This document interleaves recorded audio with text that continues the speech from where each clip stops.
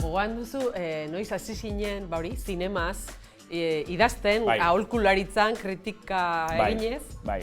Nire ibilbidea, bukatu esan behar, baina, Gaztezulon dagoen arren, argian jarri nuen lehenengo ondartxo hori, gogoratzen naiz ni baluena blog bat, garai hartan doako blogak zeuden, ehunka, fotologa zegoen moduan, blogak idazten genituen. Eta beti idazten nuenik, baina enuen irakurlerik, enuen bisitarik, pixkat nire barruko terapia moduan erabiltzen nuen, ez? Baina behin idatzi zian Lander Arbelaitzek, argiatik, esan zian, beek blogune bat zutela, eta behar zutela norbait euskeraz eta aipatu, beti izan da gainera euskeraz idaztearen nahi hori, ez? Pixkat naturaltasun ezateraz delako. Eta bera animatuko nintzateken, eta joen noski baiez. Orduan horrazi nintzen, argiako blogean idazten, hasi eta berehala gainea sari bat irabazi nuen Azkue Fundazioak antolatzen duen blogetan lehiaketan, eta horrek eman ninduen nolabaiteko oihartzun mediatiko txiki bat, eta pixkanaka hortikan hasi zen Euskadi Irratiko kolaborazioa. Hortik hasi zen Gaztezuloko kolaborazioa. Izan zen pixka bat urtanta bat, eta ez du bukatu tsunami batean, baina beste olatu txikiago batean amaitu du, eta izan da ia era naturalean sortu den zerbait, eta da nire pasioa, zalantzai gabe. Eta falta da produkzioa, ez da? Bai, hor, nik ingo nintuzke bi bereizketa. Pelikuletak eta dokumentalak, irutzait, badutela bere bidea, eta laguntzak eskaxak izan arren, hor badago, ez dut esango industria hitza, baina badago hor sorkuntza bat. Telesaien kontua da, basamortu etengabe bat.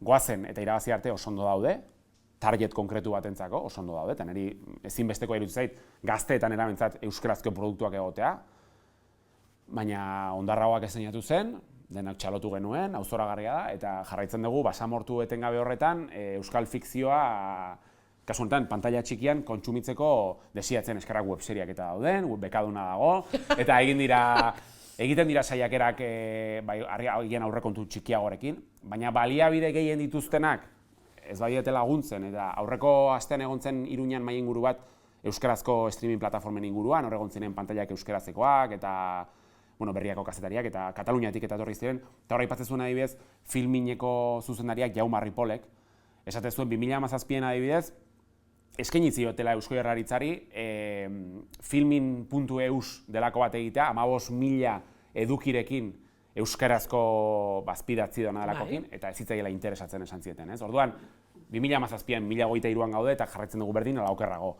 Hor daude pantailak euskaraz, eskerrak hor dauden, egiten duten lana miresgarria da, baina, claro, beraiek bakarrik zer egingo duten, ez? Orduan, behar da herri estrategia bat honekin, ez? Eta orduan hau da luzerako eman dezaken zerbait, baina, importantea dago. Nahiko zaila izan behar du gaur egun 2023 urtean gaztentzako paperezko besteak beste, baina papera mantentzen duzue, aldizkari bat egitea. Oso zaila.